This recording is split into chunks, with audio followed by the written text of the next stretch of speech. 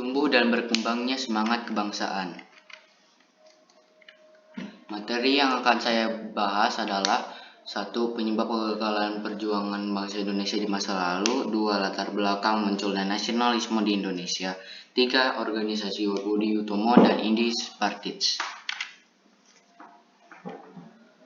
Materi pertama yang akan saya bahas adalah penyebab kegagalan perjuangan bangsa Indonesia di masa lalu. Penyebab kegagalan perjuangan bangsa Indonesia di masa lalu ada 4. 1. Bersifat lokal atau kedaerahan. Pada masa itu, rakyat Indonesia belum bersatu seperti saat ini. Perjuangan yang dilakukan pada masa itu dilandaskan untuk membebaskan daerah masing-masing dari penjajahan. Karena tidak berjuang secara keseluruhan, maka penjajah mudah sekali untuk mengalahkan rakyat Indonesia. 2. Masih bergantung pada pemimpin. Saat melakukan perlawanan, tentunya ada seseorang yang ditunjuk sebagai pemimpin. Ini dilakukan agar ada keteraturan dalam menjalankan strategi. Sayangnya, jika pemimpin perlawanan gugur, ditangkap atau meninggal, biasanya yang lainnya akan kacau atau bahkan mundur. 3. Kalah dalam persenjataan. Pada saat itu, rakyat Indonesia tentunya tidak memiliki senjata yang memadai untuk melawan penjajah. Mereka hanya memanfaatkan senjata tradisional buatan tangan untuk melawan penjajah yang sudah menggunakan senjata modern. 4. Kurangnya tingkat pendidikan. Rakyat Indonesia masih belum begitu cerdik dalam menyusun strategi dan taktik perang yang menyebabkan mereka kalah di medan peperangan. Di samping itu, kurangnya tingkat pendidikan juga mengakibatkan rakyat Indonesia pada saat itu mudah dibodohi atau dibohongi oleh penjajah. Materi selanjutnya adalah latar belakang munculnya nasionalisme di Indonesia. Latar belakang munculnya nasionalisme di Indonesia ada 5. 1. Perluasan pendidikan. Pemerintah Hindia Belanda menerapkan kebijakan politik etis pada tahun 1901 dalam bidang irigasi atau pengairan, emigrasi atau transmigrasi, dan edukasi atau pendidikan. 3 kebijaksanaan tersebut sebenarnya bertujuan memperbaiki kondisi masyarakat yang semakin terpuruk. 2. Kegagalan perjuangan di berbagai daerah. Bangsa Indonesia mulai menyadari bahwa jika mereka bersatu untuk mengusir penjajah, pengusiran yang akan terjadi akan semakin mudah. 3. Rasa senasib dan sepenanggungan.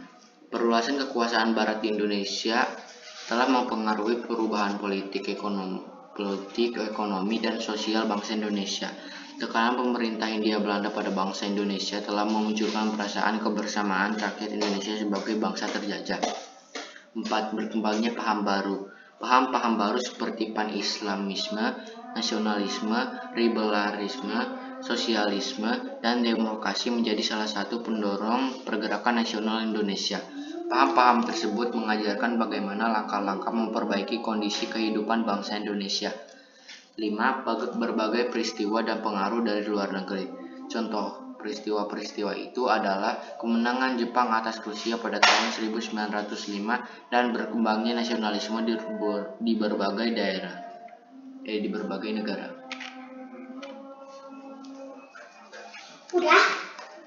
Materi selanjutnya adalah Budi Utomo dan Indi Supartij.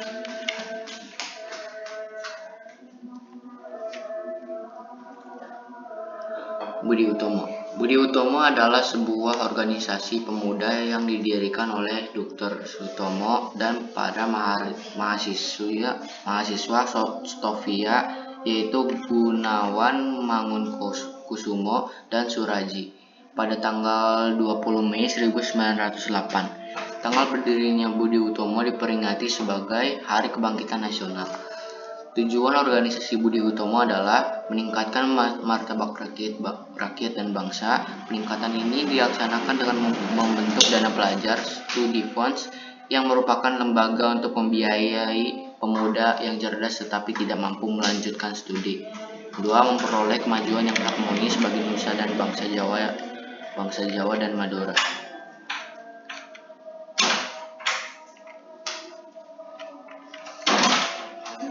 Indi Supartij. Indi Supartij adalah partai politik pertama di Hindia Belanda yang berdiri pada tanggal 25 Desember 1912. Tujuan Indi Supartij adalah untuk membangun patriotisme semua Indiers terhadap tanah air.